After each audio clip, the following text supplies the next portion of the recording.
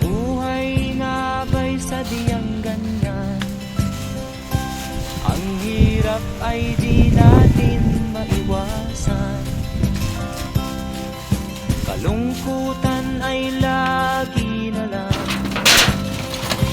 Kasiyahan ay minsan lang makamtan.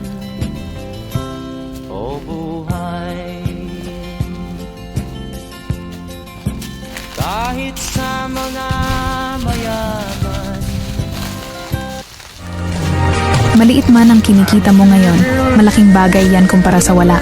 Bawat sentimo ay bunga ng sipag mo. Tandaan mo, ang malalaking tagumpay ay nagsisimula sa maliliit na hakbang. Magtiwala ka sa proseso, ipagpatuloy mo lang.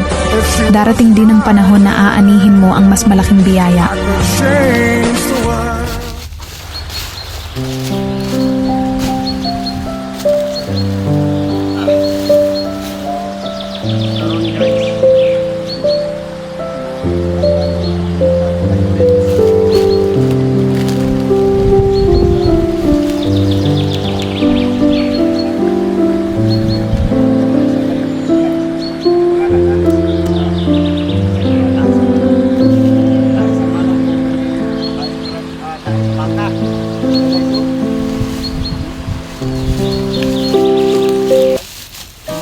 Ang hirap ng buhay, no? Lalo sa panahon ngayon. Minsan matutulala ka na lang dahil nag-iisip ka kung paano mairaraos ang araw na ito.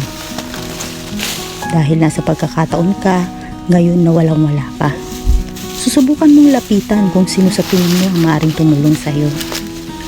Nang walang pag-aatubili.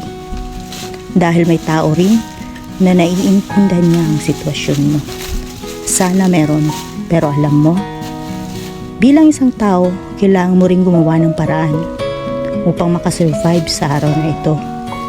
Samahan ng sipag, lakas ng loob at dasal sa Panginoon. Dahil alam natin na di niya tayo pababayaan. Tiwala lang. Siguro binigyan talaga tayo ng pagsubok ng Diyos upang mas lalo tayong lumakas at maging matapang na harapin ang buhay. Lagi magpasalamat sapagkat nalalagpasan natin ang bawat araw na dumaraan kasama ang mga mahal natin sa buhay.